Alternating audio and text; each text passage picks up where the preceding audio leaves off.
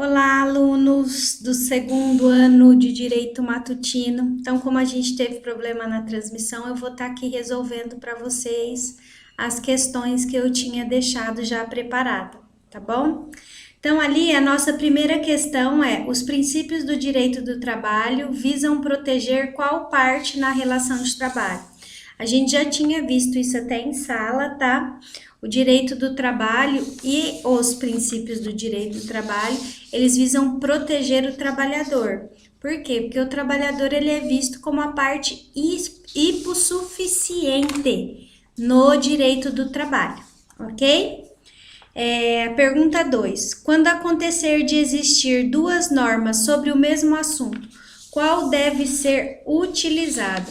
Então, a gente tem o princípio, né? O princípio da norma mais favorável, e ele fala que o operador do direito, via de regra, ele deve optar sempre para a norma mais favorável ao empregado, tá? Por quê? Porque ele é a parte hipossuficiente dessa relação de trabalho. Tá bom? Isso às vezes acontece, gente, quando eles editam, por exemplo, alguma orientação jurisprudencial, tá? Alguma súmula. Quando as aulas voltarem, eu vou mostrar para vocês tudo isso dentro do código, tá?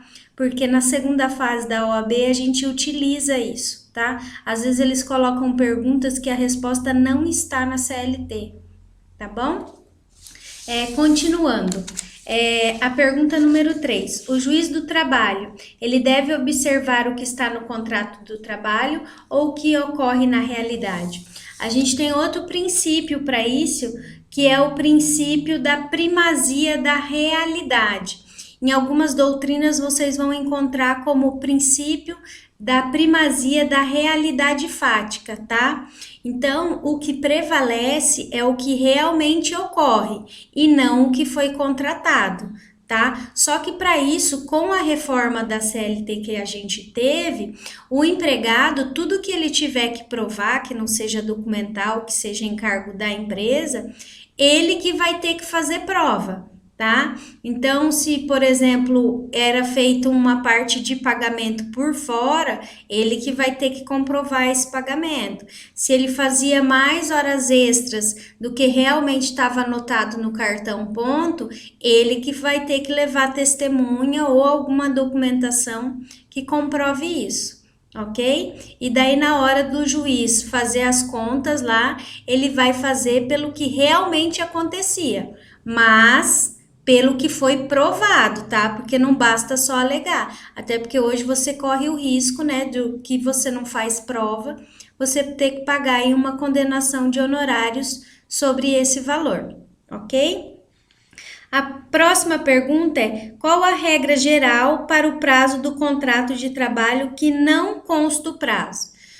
Via de regra, todos os contratos de trabalho, eles são por prazo indeterminado, tá? Então, via de regra, os prazos dos contratos de trabalho são indeterminados.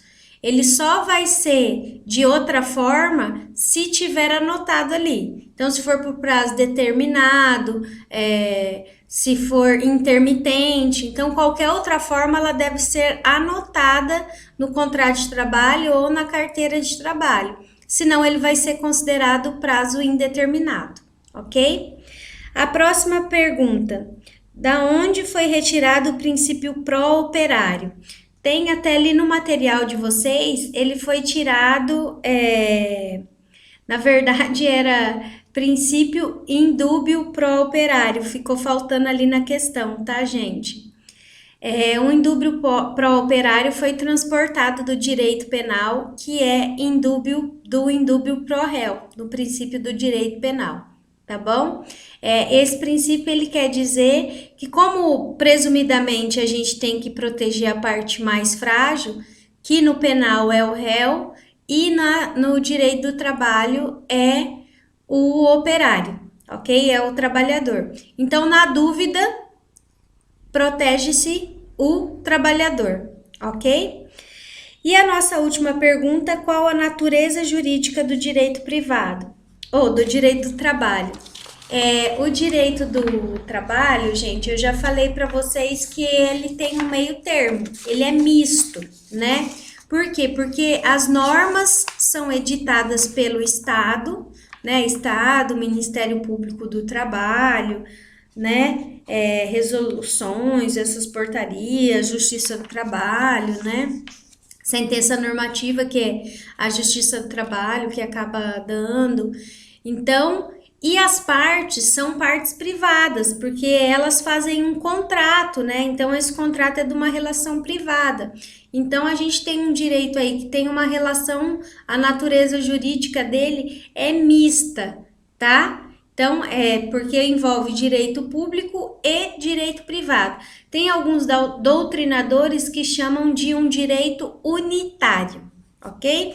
Então, tá certo, pessoal, essas foram as perguntas, estão respondidas, tá? Vamos ver se a Letícia descobre lá o que aconteceu e eu encontro vocês sexta-feira que vem. Um abraço!